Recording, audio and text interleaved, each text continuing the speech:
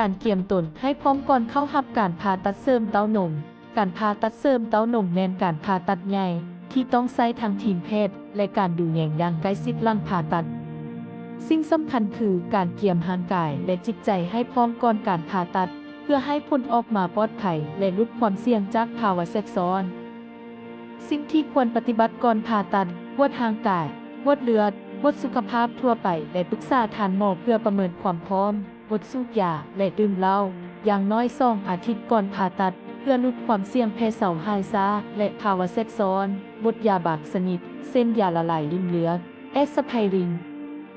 วิตามินและสมุนไพรที่มีผลต่อการแข็งตัวเลือดต้องแจ้งทานหมอก่อนงดน้ำและอาหารอย่างน้อย6-8 ชั่วโมงก่อนผ่าตัดถ้าทานหมอมีคำสั่งเตรียมเสื้อผ้าและของใส่เลือกเสื้อผ้าที่ใส่สะดวกและมีกระดุมซิปด้านหน้าเพื่อสะดวกหลังผ่าตัดมีคนดูแลหลังผ่าตัดควรมีคนใกล้ชิดคอยช่วยเหลือใน